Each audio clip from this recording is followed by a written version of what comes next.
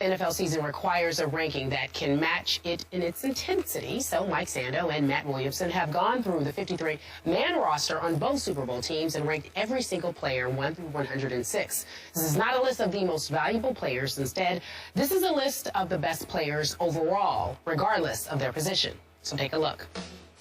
Gronkowski, Marshawn Lynch, Earl Thomas, Richard Sherman, Darrelle Revis, Tom Brady, Michael Bennett, Russell Wilson, Cam Chancellor, Devin McCourty.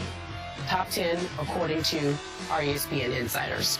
So we asked this question since Gronk is at 1. Do you believe that he will be the most valuable player at the Super Bowl? Skip. Stephen A. Smith.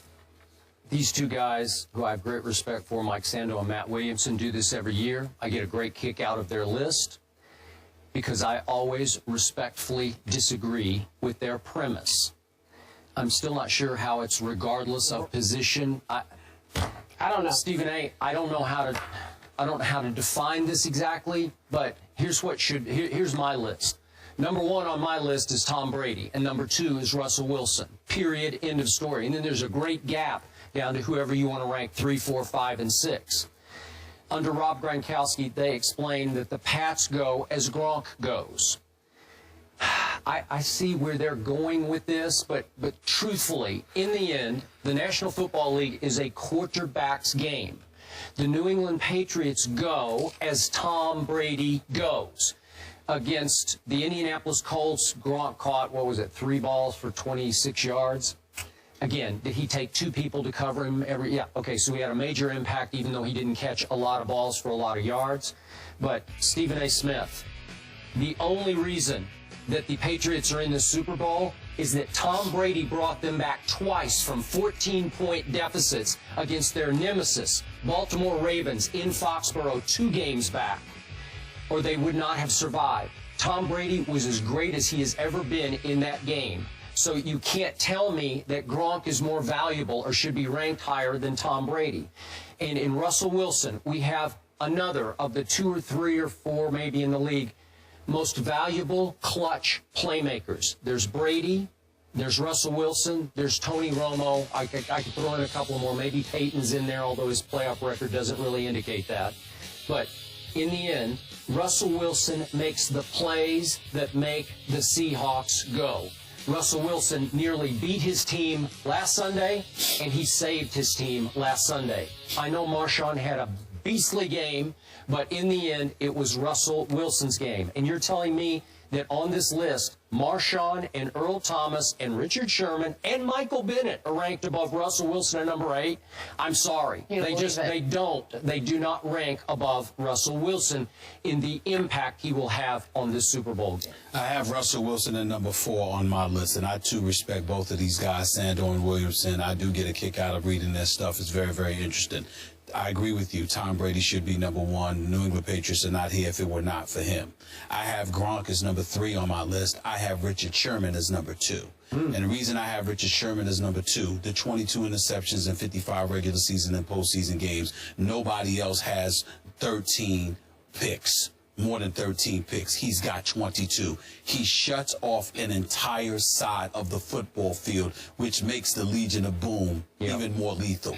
The combination of that, along with the defense of the Seattle Seahawks being its signature, and obviously the preeminent reason as to why they're the reigning defending Super Bowl champions and why they are back. Regardless of what Russell Wilson did to save the day, it was that defense that kept them in the game. It was that defense that prevented Aaron Rodgers from getting in the end zone from the 1-yard line, not just one, but 2 occasions. And so when I look at the Legion of Boom's defense, I think that Richard Sherman is the key ingredient to that defense because he shuts off one side of the entire field, which makes their defense that much more formidable. So I go with Tom Brady at number 1. I go with Richard Sherman at number 2. I go with Gronk because he's just a future Hall of Famer and may go down as the best tight end of all time. And then after that, I go to Russell Wilson at number 4. And then you can do whatever it is that you want to do with this list, whether it's Earl Thomas, whether it's a Bobby Wagner, or whomever else you got on the list. Marshawn Lynch can't be ignored. Of course, he's in the top. He's in the top 5, top 6, or whatever. But there are plenty of plays throughout a game. Yep. And Marshawn Lynch isn't really chopping up yards where he gets neutralized. It's just that he's the kind of guy, you give him the ball enough, something will happen eventually. But in terms of consistency, I mean, he'll run for 30 yards one play and 1 the next. That's who he is. I would put Russell Wilson ahead of him, even though I understand he's pivotal to their offensive success.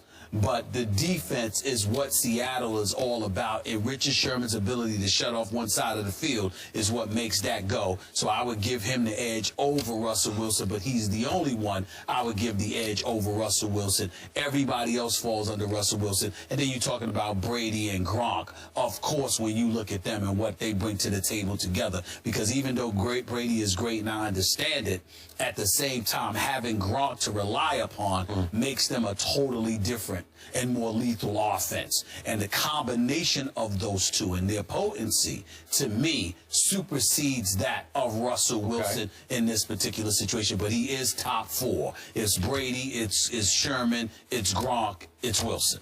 Okay, I'll remind you, in the second Patriots-Giants Super Bowl, the one in Indianapolis, that Eli won with the down-the-chimney pass that he threw to Manningham? Yeah, to Manningham, yes, on the sideline. Yes.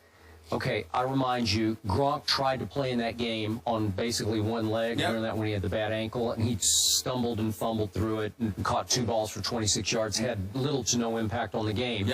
The Patriots could and should have won if Brady and Wes Welker had connected on a pass.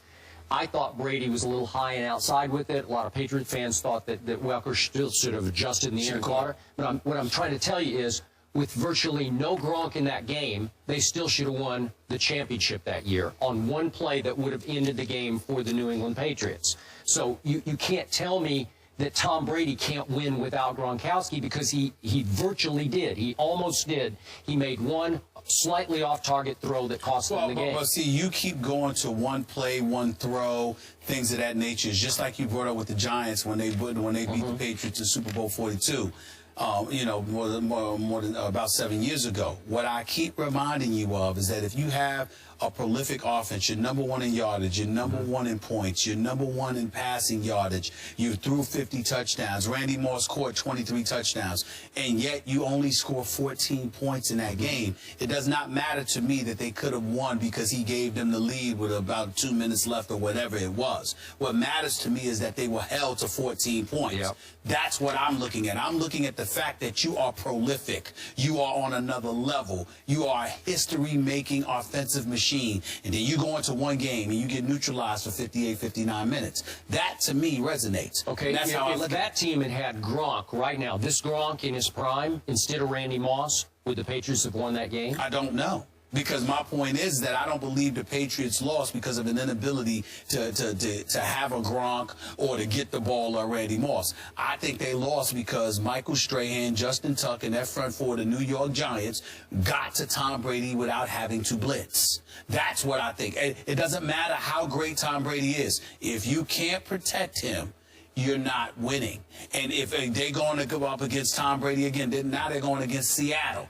If Seattle is somehow able to use their front four with Averill and Bennett and the crew, and they are able to get to Tom Brady without Mebane, if they can get to Tom Brady without blitzing, Patriots are not winning that game. Okay. They're not winning again. That front five, that offensive line, they have got to protect Tom Brady, because if you don't have time to get the ball to Gronk or to Amendola or to Edelman or to LaFleur, what are you going to do? You don't have time to get the ball, and you don't have time to get the ball. All right. Well, then you should rank Michael Bennett higher, right? They've got him above Russell Wilson at 7. Yeah, but I'm just talking about in terms of defense, looking at their roster. I'm not talking about this particular game. Looking at their roster and their body of work. Okay. The Legion of Boom, to me, is able to be the Legion of Boom because they have a corner in Richard Sherman who has established himself as a shutdown dude on the right side. Okay. If you can, if he can do that. To that point.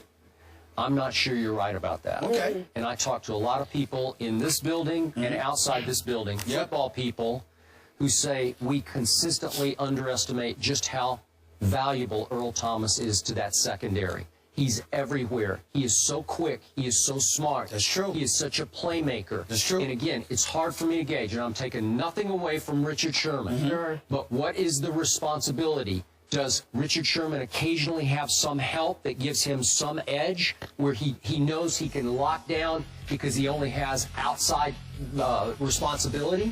You see what I mean? I do see what you mean, and I think you have a very valid point. If we're talking about Earl Thomas's speed, his ability to cover, tackle, etc., and that's all we're looking at. What I'm saying is, when the season opens with that bad man Aaron Rodgers literally looking afraid to throw the football to his side of the field, that resonates with me. Because what happens is you have shrunk the football field for an already lethal defense. And you've got a dude in Earl Thomas who's improved. Bobby Wagner, a guest on our show, a friend of the show, he's improved. We all know what Cam Chancellor brings to the table. He's the resident hitman. KJ Wright can't be ignored. Maxwell can't be ignored. Averill and Bennett and those boys can't be ignored. But the point is, if you have a corner, now you might look at Richard Sherman and people may say, well, you're supposed to be somebody that can go anywhere on the field, not just cover a particular side of the field.